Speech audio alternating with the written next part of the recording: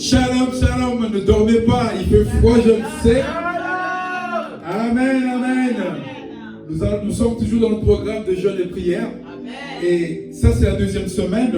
Et nous allons vraiment rentrer maintenant dans ce qu'on appelle le passage des ténèbres à la lumière.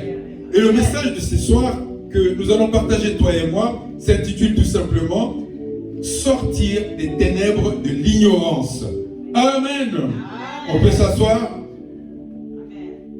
Sortir des ténèbres de l'ignorance. On va nous mettre le titre tout à l'heure. Sortir des ténèbres de l'ignorance. Vous savez que les ténèbres, c'est toujours obscurité. Les ténèbres, c'est toujours là où il n'y a plus du tout de connaissance. Les ténèbres de l'ignorance, c'est tout simplement l'obscurité.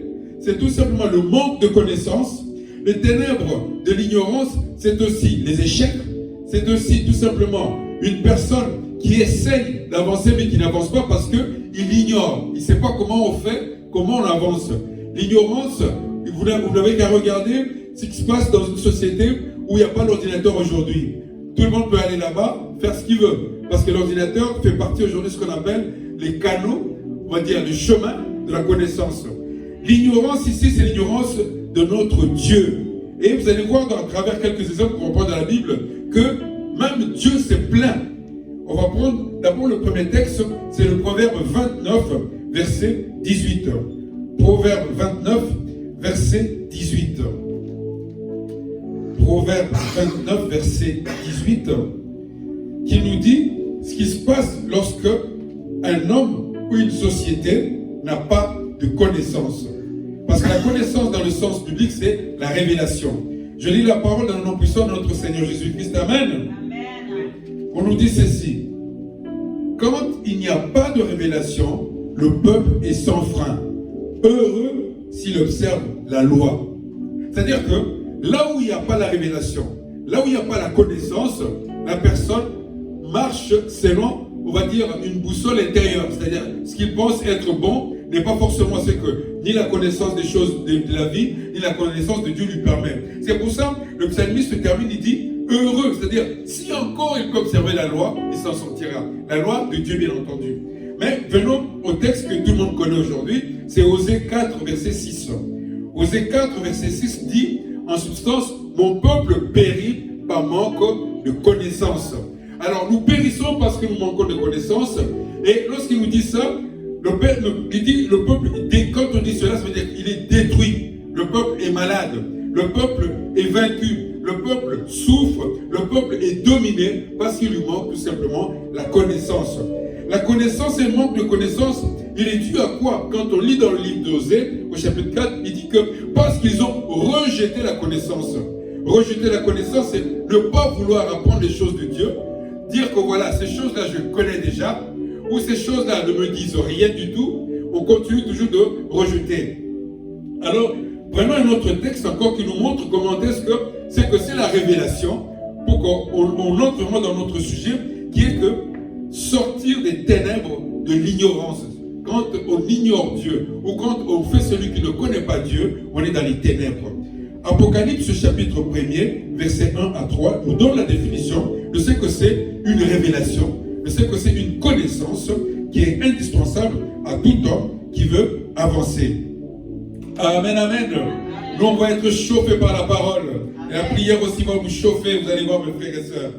Donc, on nous dit ceci, je lis la parole. Dans le nom puissant de notre Seigneur Jésus-Christ, Apocalypse chapitre 1, versets 1 à 3. On nous dit ceci.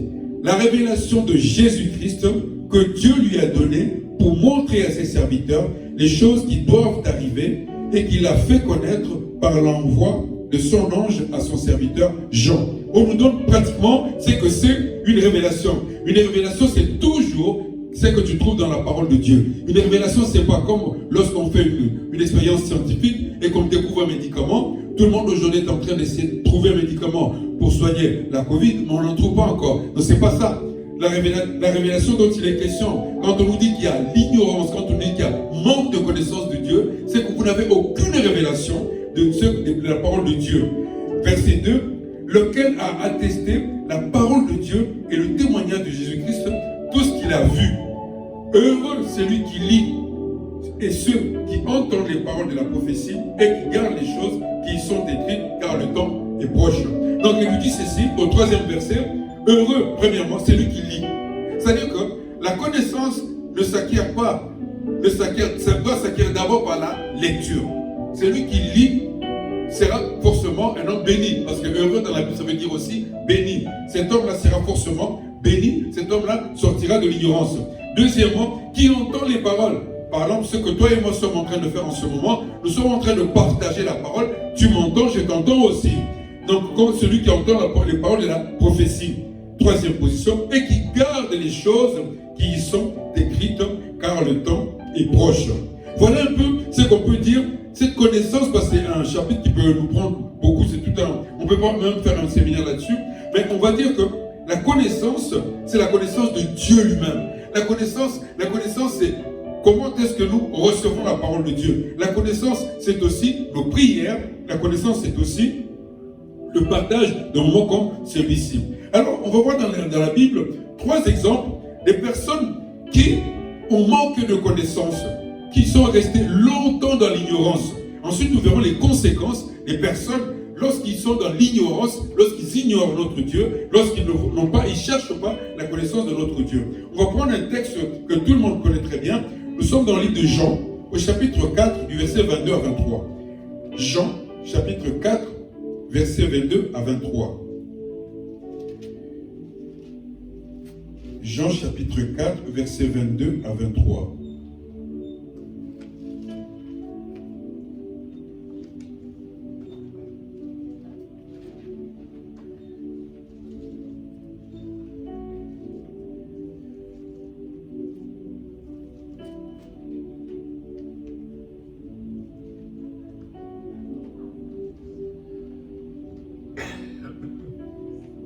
Bien avant cela, je veux quand même partager avec vous un texte, avant de lire celui-là, c'est dans le livre d'Osée toujours, maintenant c'est dans le chapitre 3, le chapitre 6, verset 3.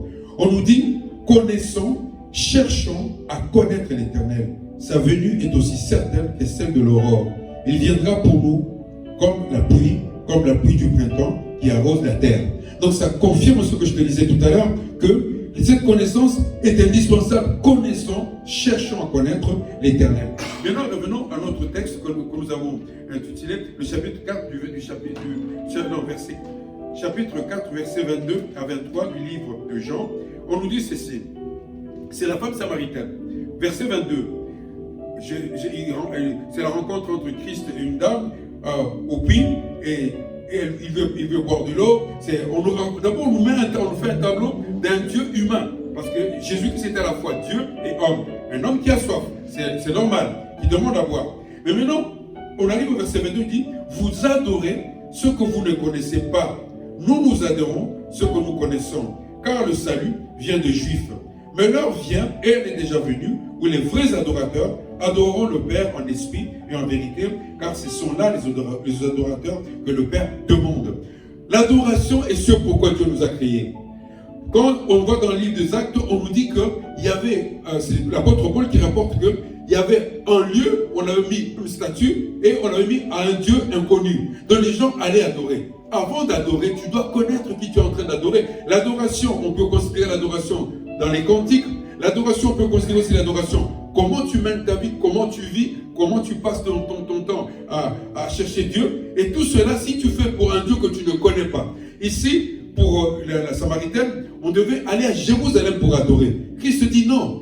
L'adoration, ça sera pour comment? Un esprit en vérité. C'est-à-dire que nos vies, nos pensées, nos actions doivent adorer Dieu. Alors, si toi, tu n'es pas dans cette adoration-là, tu es dans les ténèbres. Les ténèbres dans lesquelles cette dame vivait. Elle vivait dans ces ténèbres-là parce que pour elle, pour adorer, il faut aller à Jérusalem. Du coup, même si sa vie n'adorait pas Dieu, même si sa vie était une vie, on va dire une vie qui n'était pas du tout louable, ça ne lui disait rien parce qu'elle attendait d'aller à Jérusalem pour adorer. Christ dit non, tu es dans l'ignorance. Tu es dans l'ignorance, c'est pour ça que tu demeures dans les ténèbres. L'adoration, c'est toute ta vie, toute ta manière d'exister qui doit adorer Dieu. Tes pensées, tes actions, ta parole, voire même ta manière de t'habiller doit adorer Dieu. Voilà un premier exemple d'une personne qui est longtemps restée dans l'obscurité, qui est longtemps restée très loin de Dieu, parce que Pour elle, l'adoration devait se faire à Jérusalem. On va prendre un deuxième exemple dans le livre de Jean, au chapitre 8, verset 19. Connaître Dieu, c'est une chose importante. Car sinon, on va rester dans l'ignorance. Et l'ignorance, c'est l'obscurité, l'obscurantisme aussi. Bien aimé, ce n'est pas une critique. Quand on regarde nos frères qui pratiquent une autre religion, qui ont dans une certaine religion, dont on ne citera pas le nom, on remarque que l'adoration pour eux, c'est faire des choses qui ne confessent même pas la seigneurie de notre Dieu. Ils appellent ça, ils sont en train d'adorer Dieu. Voilà comment est-ce que l'obscurantisme peut aller plus loin. Jean 8, verset 19. Dans le livre de Jean 8, nous sommes encore avec notre Seigneur Jésus-Christ qui est en train de parler. Il dit ceci au verset 19. Jean 8, verset 19, il lui dit, donc où est ton père? Parce que il était en pleine discussion avec des personnes qui voulaient lapider une femme. Parce que cette dame-là a été prise en flagrant délit d'adultère. Et les pharisiens continuèrent quand même la discussion avec lui. Après, il leur dit, où est donc, il lui dit donc, où est donc ton père? Jésus répondit, vous ne connaissez ni moi, ni mon père. Si vous me connaissiez, vous connaîtriez aussi mon père. Amen, amen. Est-ce que c'est une bonne question? Parce que connaître Dieu finalement, il est dit dans la Bible, dans le chapitre 6 du chapitre 6 du livre de Jean, je crois verset entre 59 et 61, nul et 66, nul ne peut aller à Christ, à Dieu, s'il n'est pas passé par le Fils. Donc Jésus-Christ dira de lui-même, je suis le chemin, la vérité pour tout le monde. Et là, les pharisiens, pour eux, ils attendaient Dieu allait venir. Le Messie était devant eux. Non, ça, c'est pas le Messie. Il leur parle de Dieu. Non, c'est pas possible. Nous, alors, dis-nous qui est ton Père. Il leur dit, mais mon Père, c'est le Dieu que vous connaissez. Vous avez parlé longtemps avec vous êtes resté longtemps avec Abraham, tous les autres. Vous avez parlé de l'Éternel et qu'il allait vous envoyer un Messie. Je suis devant vous. Vous ne me voyez pas. Vous ne me reconnaissez pas parce que vous ne connaissez pas mon Père. Parce que si vous connaissiez mon Père, alors à ce moment-là, vous saurez que je suis le Messie qui doit venir. Mais on va prendre l'exemple dans la vie de tous les jours. Voyons les gens qui ne connaissent pas notre Dieu, qui ne connaissent pas Jésus. Quand tu discutes avec la personne, la première chose qu'il va te faire comme remarque, c'est de dire, mais comment est-ce que vous pouvez dire que Jésus-Christ est le Fils de Dieu? Dieu ne peut pas avoir un enfant. Parce que dans leur pensée, Dieu, pour avoir un enfant, c'est toujours par les voies naturelles que toi et moi, comme toi et moi, lorsque toi et moi avons nos enfants. Mais c'est pas possible. Dieu est esprit. Il ne peut pas avoir un enfant qui ne peut être esprit. Nous sommes enfants par l'alliance. Nous sommes enfants de Dieu par l'alliance, par la nouvelle naissance. Or, très souvent, ils nous disent, ah oui, mais Dieu ne peut pas avoir un enfant. Comment on peut dire que Dieu a un enfant? Tous ils disent ça. C'est parce qu'ils sont dans l'ignorance. L'ignorance les éloigne énormément de notre Dieu. L'ignorance les éloigne aussi de la grande nouvelle, la bonne nouvelle que toi et moi partageons ce soir. On va prendre un troisième texte qui nous montre toujours encore comment est-ce qu'un homme qui est dans l'obscurantisme agit et en général, il reste longtemps dans l'obscurantisme. Acte 17, verset 11. Acte des apôtres, verset 17.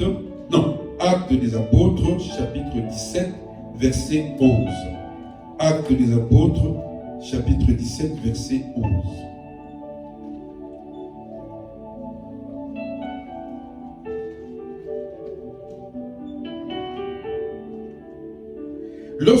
Tout à l'heure, lorsque j'ai donné lorsque la Bible nous a permis de comprendre ce que c'était la révélation, ce que c'était la connaissance, nous avons dit que c'est lui qui lit la Bible, c'est lui qui entend la parole et qui la garde. Celui-là, c'était un homme béni, c'était un homme heureux. C'est-à-dire que lorsque tu vas dans une assemblée, ou même lorsque tu viens ici, tu partages la parole avec nous, aie toujours l'habitude de revenir sur ne serait-ce qu'un verset. Si tu ne peux pas revenir sur tous les versets, c'est pas grave. Mais un seul verset doit t'interpeller. Tu dois rester un moment comme ça dans lequel tu essaies de savoir, d'écouter Dieu à travers ces versets-là.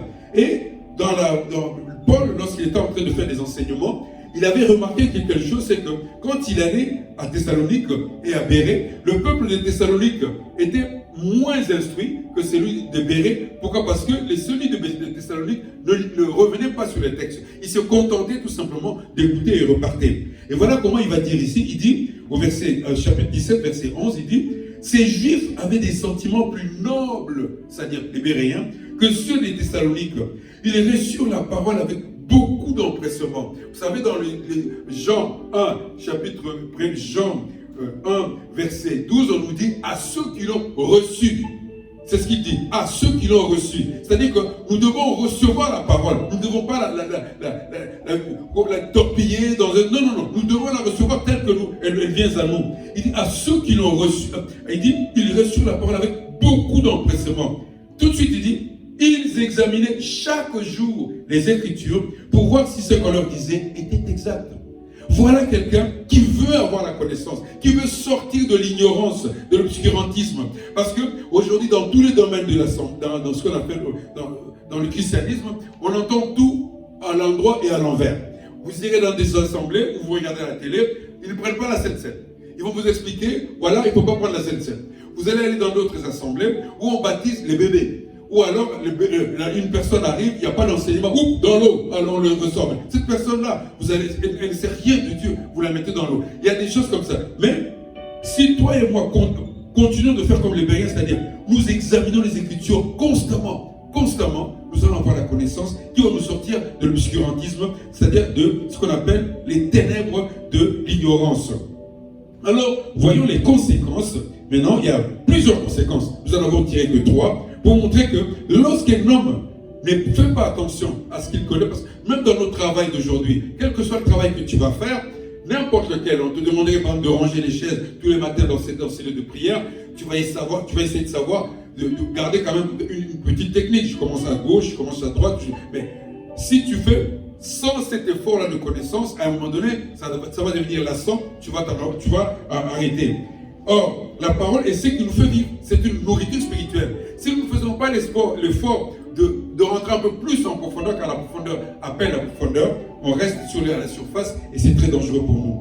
Voyons, le premier texte, nous allons prendre 1 Timothée 1, verset 13. 1 Timothée 1, verset 13. 1 Timothée 1, verset 13. Amen, amen. On va bientôt prier, mon frère, ma soeur. 1 Timothée, chapitre 1, verset 13. 1 Timothée, chapitre 1er, juste le verset 13. Là, c'est l'apôtre Paul qui est en train de parler à son fils spirituel, Timothée. Il lui explique ce qui s'était passé et comment il en est arrivé. Il dit, en m'établissant dans le ministère, moi qui étais auparavant un blasphémateur, un persécuteur, un homme violent, mais j'ai obtenu miséricorde parce que j'agissais par ignorance, dans l'incrédulité. Beaucoup de gens dans l'ignorance, dans l'incrédulité, comment sont-ils? Et tout est là. Ils sont blasphémateurs, ils sont persécuteurs et ils sont violents. Pour rien. Vous verrez des gens agressés. Vous verrez des gens agresser, des chrétiens, puisque des fois ça arrive, agresser d'autres chrétiens, parce que lui, il pense qu'il en sait plus que les autres.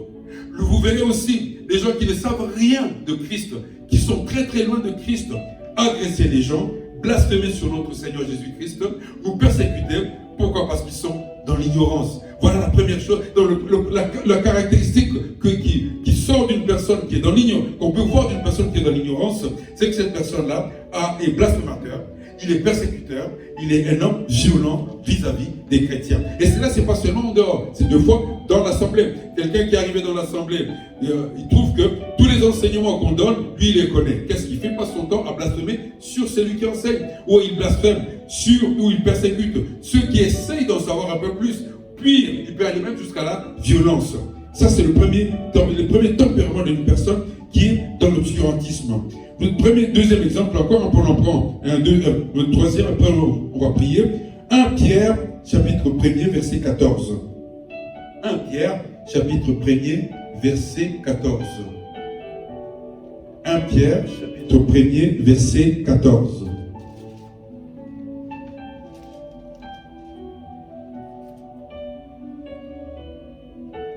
1 Pierre, chapitre 1er, verset 14.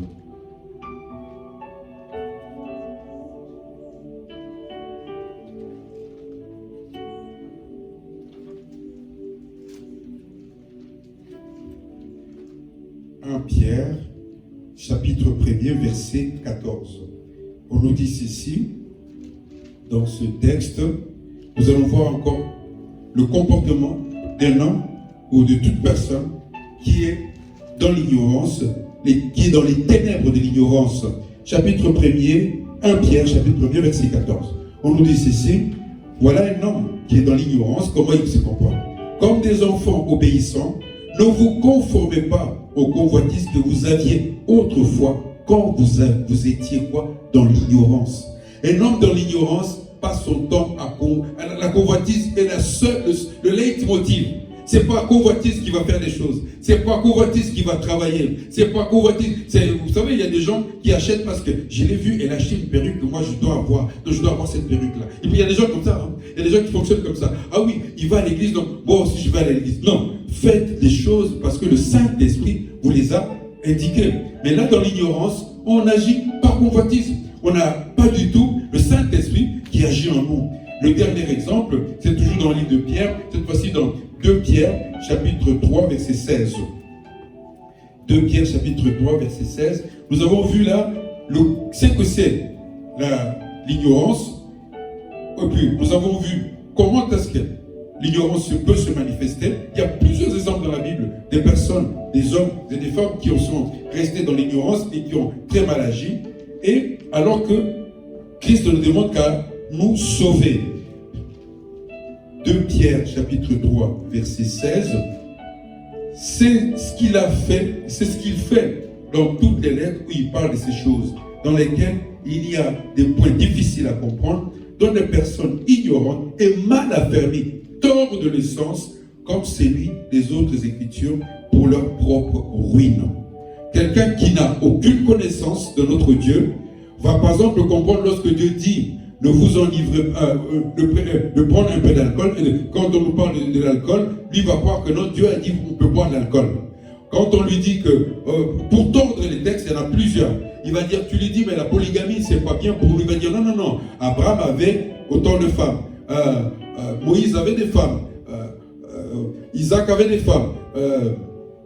Israël avait des femmes. Il va te faire une liste comme ça. Pourquoi il est en train de tordre la parole pour qu'elle ait dans son sens à lui. Voilà un peu des exemples des gens, des conséquences de l'obscurantisme, les conséquences de l'ignorance de la parole de Dieu. La parole de Dieu, ce n'est pas seulement des mots. La parole de Dieu, c'est une vie que nous recevons. La parole de Dieu, c'est aussi tout simplement ce qui fait que nous soyons appelés enfants de Dieu. Sinon, nous serons tout simplement une assemblée où on se réunit, on mange un peu, on discute un peu, et il n'y a rien qui se passe. C'est la parole qui nous donne la vie. C'est la parole qui nous change. C'est la parole qui nous amène dans les lieux élevés. C'est la parole qui fait aussi qu'un homme qui était tout simplement au bout de ses forces reprend force parce que la parole a cette puissance-là d'affermir les faibles. Amen, amen. Bien-aimés, on va maintenant prendre le temps de pouvoir prier, car nous sommes là pour prier. Et la prière est ce pourquoi Dieu nous a réunis ce soir. Notre programme continue. Si tu as mangé, attends. Si tu n'as pas encore mangé, attends.